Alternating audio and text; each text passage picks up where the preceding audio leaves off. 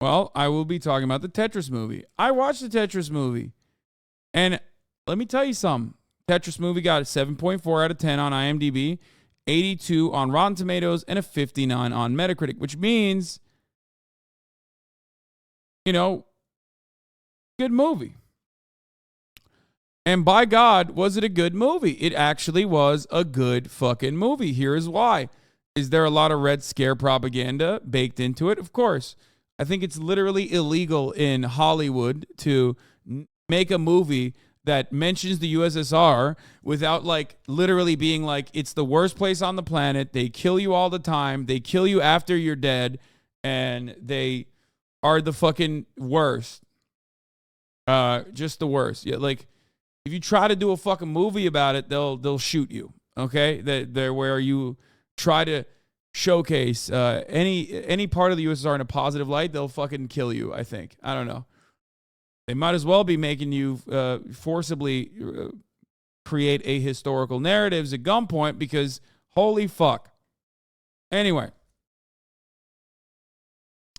So,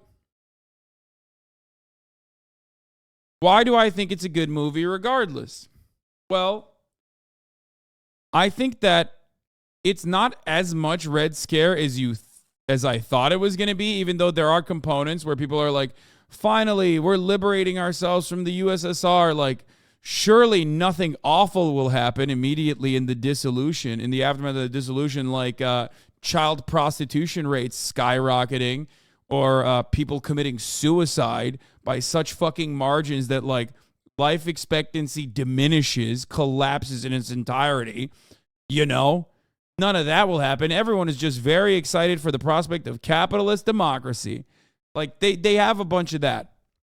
However, knowing the full detailed account of what actually happened in the real world throughout history with respect to the development of Tetris and what came about, I think that they did a pretty good job of describing the story with a fuckload of stupid Hollywood seasoning.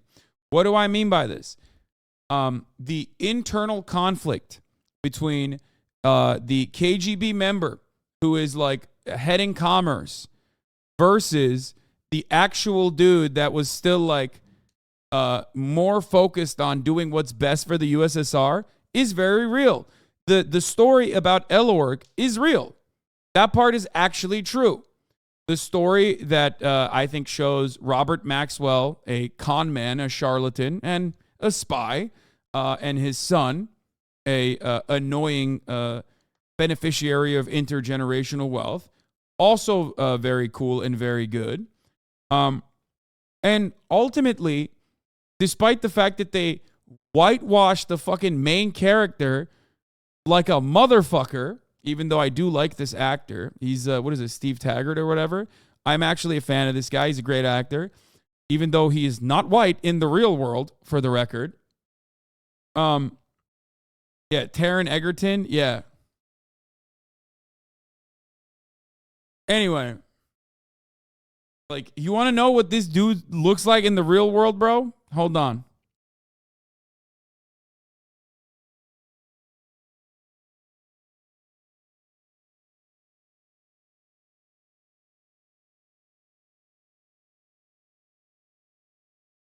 Insane that they did that, okay? No, he's just straight up not a white dude.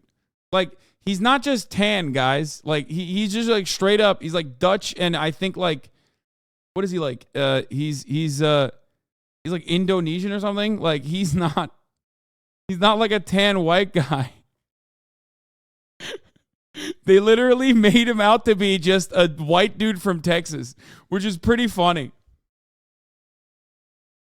TikTok will look at him and be like, no, he's not even white passing. He's white, but, TikTok is insane. Anyway, so the true story of Tetris, as we've covered on this broadcast before, revolves around Alexei Pajitnov, who makes this fucking wonderful video game for funsies, and the mass distribution of it, and then also the illegal, even by capitalist standards, IP ping pong, as I like to call it, with like 17 different mediators that basically are fighting over patents or fighting over distribution rights over a game that like the USSR never actually fully gave to any of these fucking parties. So I think that's not what whitewashing means, my guy. They whitewashed him, huh? Why Hollywood weird guy? I mean, whitewashing can be used as a double entendre in this circumstance. It has multiple meanings, but yes, taking like an Indonesian Dutch dude and then turning him into like a white guy that is like from Texas is adequate. To use the term whitewashing here is adequate. Like you can whitewash war crimes and make it seem like it's different. Make it seem like it's like much nicer than what the truth actually was. Or you can whitewash a Dutch Indonesian guy. Anyway, that part is not that important. He isn't from Texas in the story, though. You were just saying things, bro. He even says he's Dutch Indonesian and grew up in New York. Oh, my God, I'm going to lose my mind. I'm saying he looks like a white guy from Texas, dumbass. Even though I think he's British, which makes it even worse. The actor.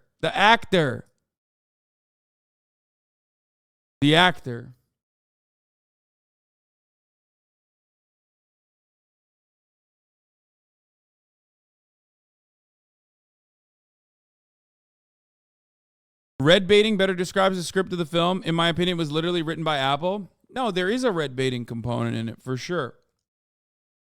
First of all, they show the dissolution of the USSR or the lead up to it under Gorbachev as devastating, which by many respects it was. They also greatly overemphasize how much the KGB was like pursuing these guys and all the different attempts that they engaged in to like blackmail, to fucking even try and actually kill him, blah, blah, blah. A lot of that stuff is not real. Okay? There was no high-speed car chase throughout the fucking streets of Moscow between the KGB and the guy who is a fucking, coder nerd driving a fucking Lada. Okay? All that shit is made up, obviously. Just like they absolutely hyper-focus on perhaps the most boring part of the fucking story, which is the back and forth IP ping pong that Elorg, the Hungarian Robert Stein, right? Isn't he Hungarian? The Hungarian Robert Stein, and which is like basically the guy who takes stuff from the USSR and presents it to the rest of the world, and Robert Maxwell, and also Hank Rogers. Are you telling me that every historically accurate movie that action parts, scenes that were fake parts? Yeah. Huh. So the what is this? Tetris 2023 versus the real story?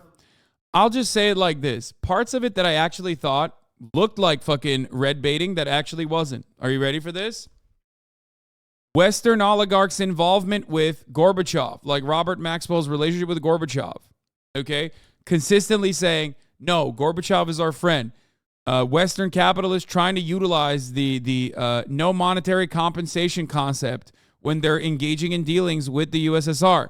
That part is real, okay? The internal conflict amongst those who are party loyalists versus like USSR loyalists versus people who recognize that the downfall was inevitable and wanted to absolutely do everything they can to make out like bandits and become oligarchs. Vladimir Putin is literally this guy in the fucking movie, okay? Not like exactly the same, not in that exact same situation, but like every single person that inevitably ended up owning Gazprom and all of these oligarchs in Russia are this guy. So that part was actually very historically accurate, even though I don't know what the fuck happened to this guy in the real world. So I don't really know I don't know what like this guy did. Him getting arrested in the end is also bullshit, I'm pretty sure. But the like the picking apart of all of the wealth of the USSR by Western bankers collaborating with like, you know, KGB members or people involved in commerce in any capacity, like internally. Like, that shit was real. Okay? That is a real experience that actually played a significant role in what inevitably became the oligopoly, the oligarchy that is Russia, okay? Modern Russia. So that part, even if this person isn't real, and he certainly did not get fucking arrested, let's be real, especially under Gorbachev, come on now, because that's what happens in the end of the movie, is they have to tie it on with a Hollywood seasoning.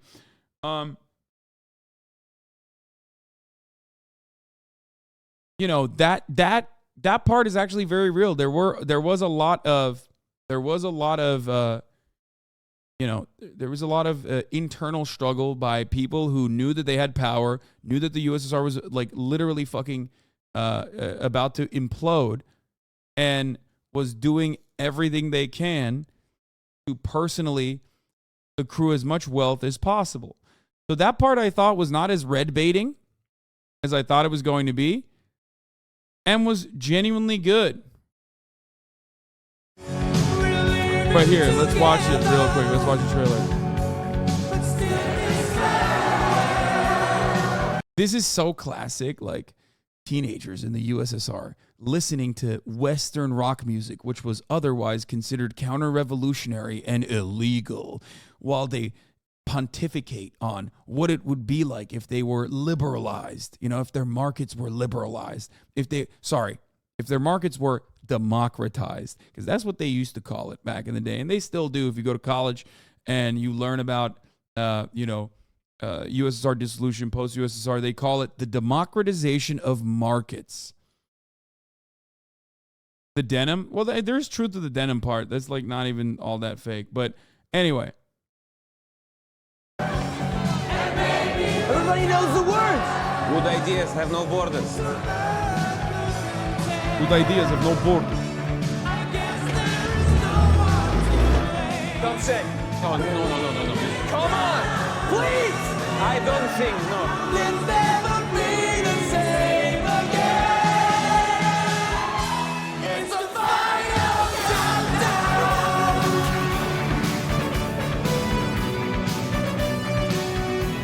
The final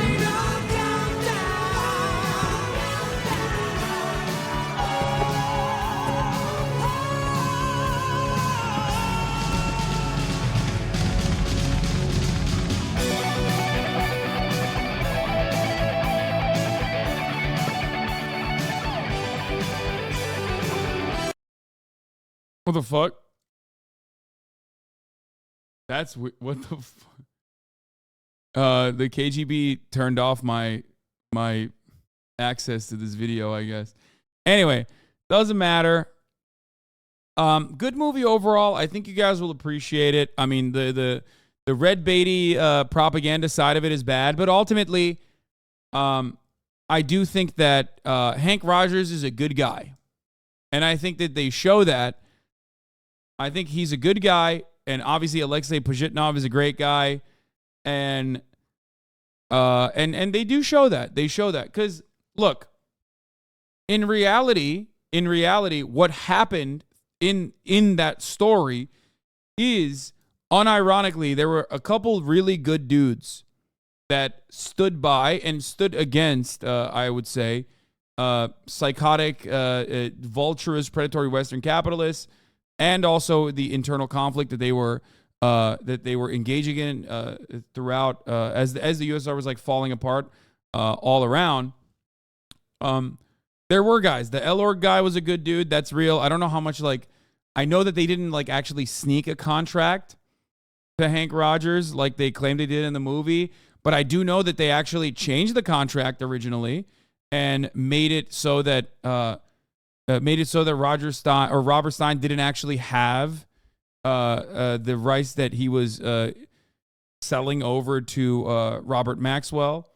So it's a complex story, but And I think that they portray the real villains as the real villains, with the exception of like Western capitalists.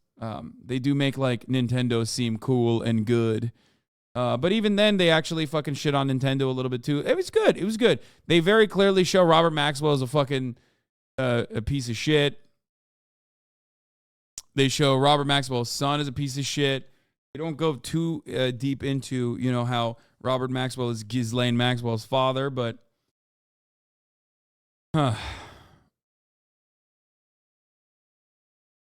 they did give it to Hank. Don't you remember watching the documentary? No. They did. I'm saying that Hank Rogers in the real world is a good person. Like, he actually very literally stood by Alexei Pajitnov and wanted to make sure that he actually got the proper IP rights and proper compensation for his product that he had created. He did that. That is a real thing that happened in the real world. That's why they're still fucking besties. And that's why they both live in San Francisco together and own Tetris together. So, like, that part is real. And I think that they reflect that very well in the story.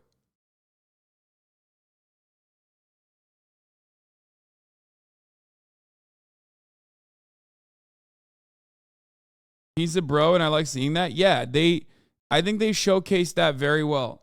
When I say, no. It's not like besties in air quotes. They literally are. What the fuck?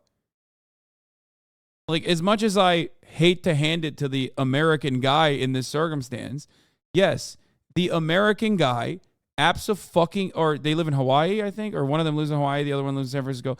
No. Yeah, Hank Rogers actually did everything he could to make sure that Alexei Pajitnov was well compensated for his own IP. And that's not a normal situation. Significantly better off than like most other circumstances where like I think any other person would have just fucked him over and not even had a single fucking care about them. Oh, here, this is them. This is them in the real world. People will take away from this is that friendship trumps ideology and countries. So our friendship, basically countries can fall and rise and all kinds of things, and we are still friends, no matter what happens in our respective countries. I loved Tetris, literally everything about it. Yeah. His daughter is now the CEO. Hank Rogers' daughter. Right? It's disgustingly wholesome? No, it is. It is wholesome. It is definitely wholesome. Common American capitalist W? No, extremely, insanely rare American capitalist W. And it literally doesn't even have anything to do with capitalism, as he also perfectly described. It had absolutely more to do with him being like, no, I see a fellow coder. I really like him. I'm going to fucking make sure that he gets his due. But yeah. Yeah, one guy in a sea of capitalists fighting over ownership for decades. And ultimately, it's a positive story. Ultimately, it's a positive story because he does end up getting it. Like, he does. Elorg ends up giving him the, I think, 51% ownership. Him and Hank Rogers own Tetris.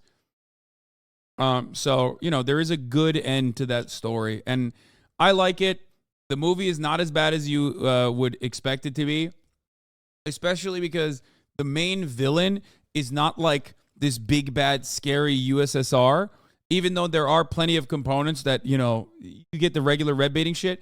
But the main villain in the movie is like a real villain in the real world. It's not a real person in the movie. But there are plenty of people like that guy that ended up becoming the oligarchs that control Russia alongside Vladimir Putin. So that part and Robert Maxwell's personal connection to people like that, I think, reflects the reality of history. I think that they did a good job.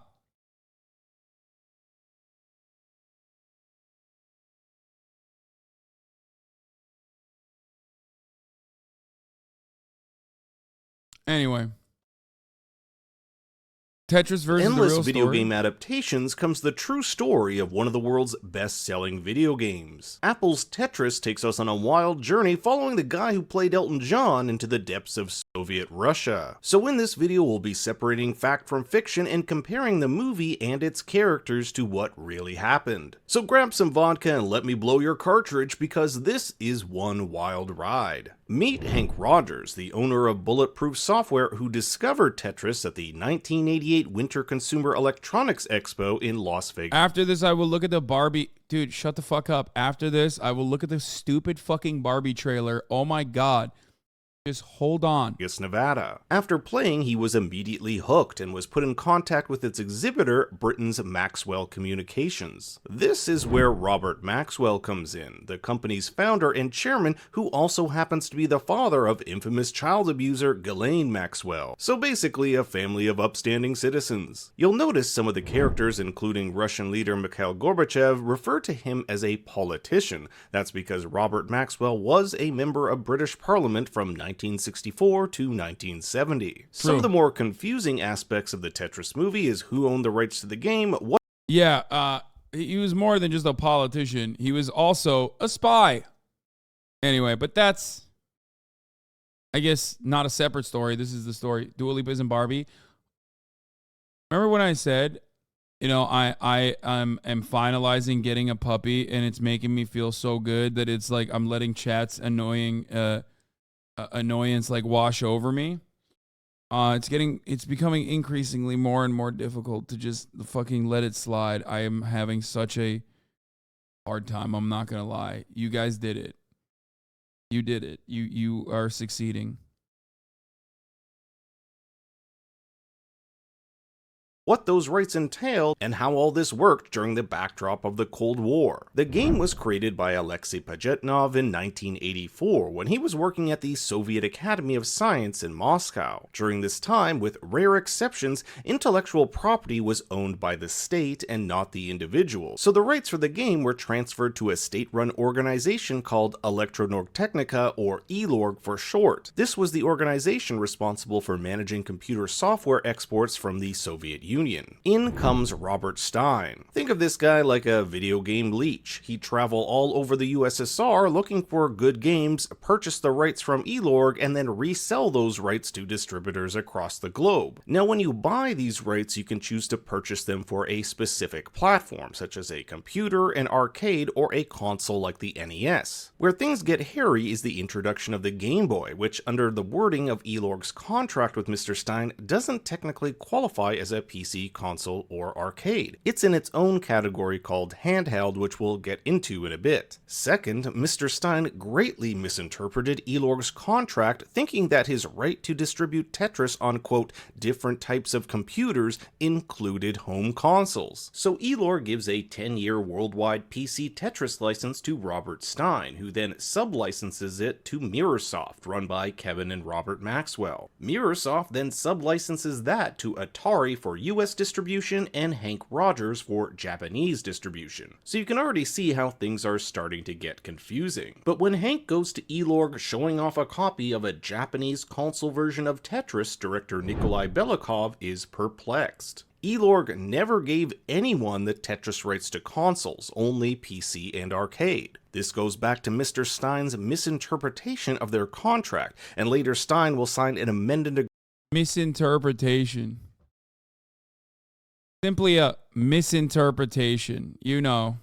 agreement clarifying that consoles such as Famicom and NES are different from PCs. So in the late 1980s, when Hank was selling Tetris on Famicoms in Japan, they too were technically illegal copies. But there was a bigger problem. Initial sales of Tetris in Japan were weak at best, so Hank goes to president of Nintendo, Hiroshi Yamauchi, to see if they can be of any help. Hank and Hiroshi knew each other after Nintendo helped develop his Go video game, the same game we see him trying to hawk at the beginning of the movie. Because of their history, Hiroshi gives Tetris to a game designer by the name of Shigeru Miyamoto. Yes, the Shigeru Miyamoto, the creator of Mario and Zelda. Shigeru loved the game so much, and Nintendo ends up releasing Tetris on the Famicom in 1988, where it quickly becomes the console's best-selling game of all time. Now here is where things get even.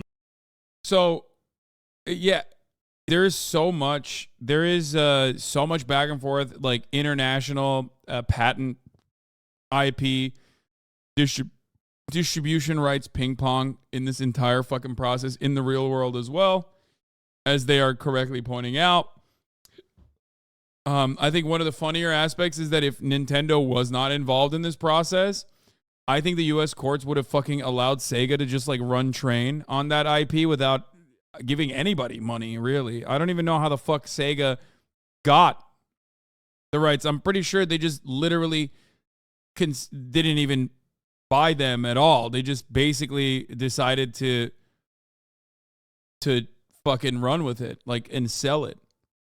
And more crazy, Hank is invited to meet Minoru Arakawa, the president of Nintendo America, and get a glimpse of their new Game Boy handheld console. At the time, Nintendo wasn't sure which game they should package with Game Boy, and it was actually Hank who suggested Tetris. Even the line from the movie where he says, if you include Mario, the Game Boy will be for little boys, but if you include Tetris, the game will be for everybody, is said to be almost word for word. Hank goes to Mr. Stein to obtain the worldwide handheld rights, but soon finds out that Stein doesn't have them, resulting in, and yes, this is true, Hank, Kevin Maxwell, and Mr. Stein descending upon Moscow all at the same time to sort this fiasco out. A fiasco which has millions at stake. Now, Hank did hire a translator and, against protocol, went to Elorg to ask for a meeting and only got one because Belikov was curious and having another bidder would only sweeten the pot. Unlike the movie, however, was this translator Sasha, who was a KGB spy. That never happened, nor his wife Akemi being threatened at their office in Japan. All of that was added for extra drama. While the movie suggests Belikov was roughed up by the KGB, all we really know is that he was closely kept an eye on by Soviet authorities and even had his files reviewed. Gorbachev did keep an eye on Belikov's negotiations, but as the film lays out, the General Secretary of the Communist Party was too busy keeping his country together to worry about the sale of a video game. Now, the film highly dramatizes this race against time as the various parties fight to gain their rights, but in reality it was a far more civil matter. Elorg chose the company that was willing to pay the most, and yes, Kevin Maxwell tried to offer them encyclopedias in exchange for the game, thinking the Russians weren't interested in money, but rather an exchange of intellectual properties. Alas, there was no KGB officer by the name of Valentin Trifonov who attempted to extort Robert Maxwell in exchange for the Tetris rights. Rather, his character is more a metaphor for the greed and corruption that bloated the Soviet Union at the time. And I do think that this was, well, first of all, that's an interesting analysis. I do agree that this metaphor is correct. It's just like in collaboration. No, that's not the Red Scare. No, guys, these motherfuckers literally exist. They're still in power. Like, what do you mean? Vladimir Putin is this guy, okay? Vladimir Putin is literally this guy. Like, there are many guys like this guy. They all own the fucking... You're so wrong. Okay, shut up, Altbeam. I hate this chat so much right now.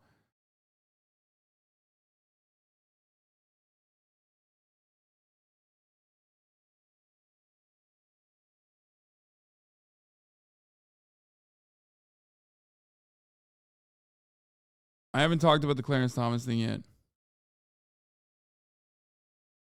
Like, current present Russian oligarchs that control almost all of the industry are guys that were, people that rose through the ranks of the party and basically sold off the wealth of the USSR, piece by piece to Western bankers and Western capitalists and Western oligarchs. They did that. So that metaphor is technically correct. That metaphor is not wrong.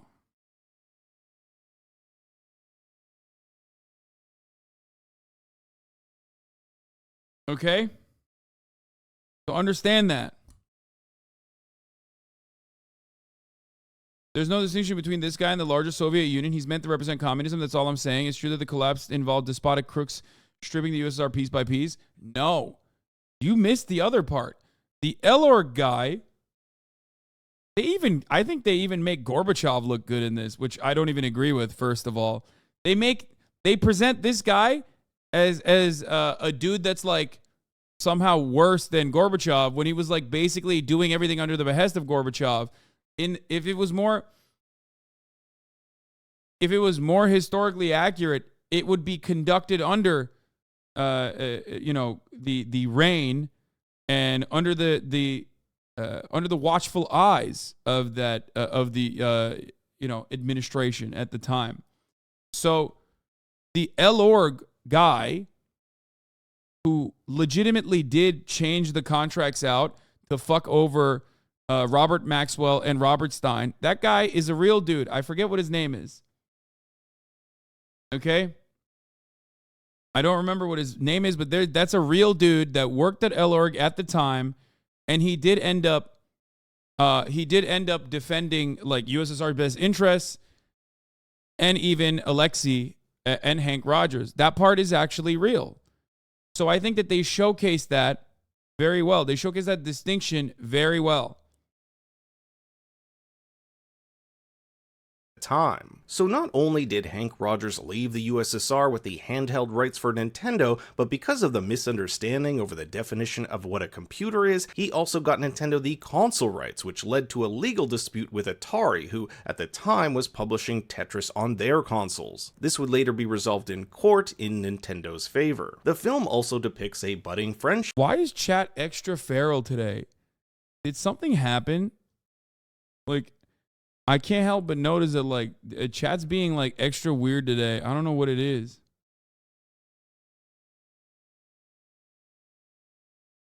They always attack you, man. Is it the way I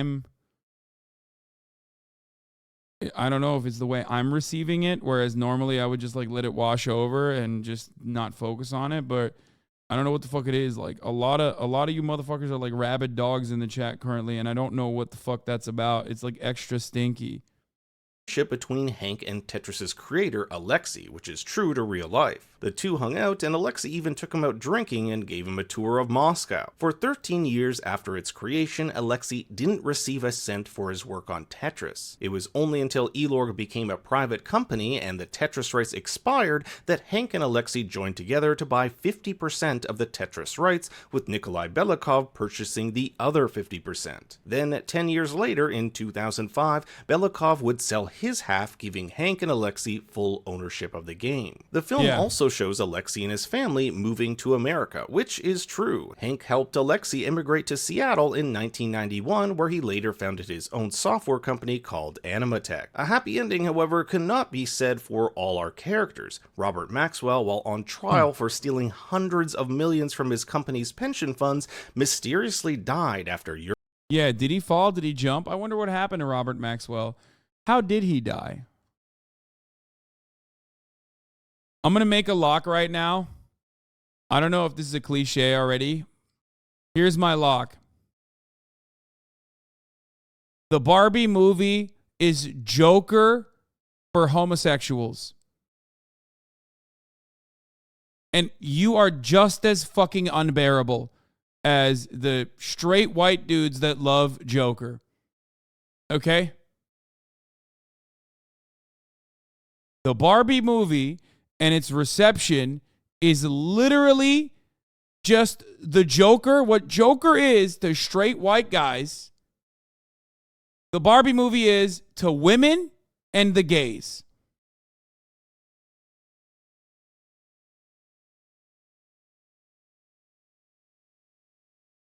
Just as unbearable.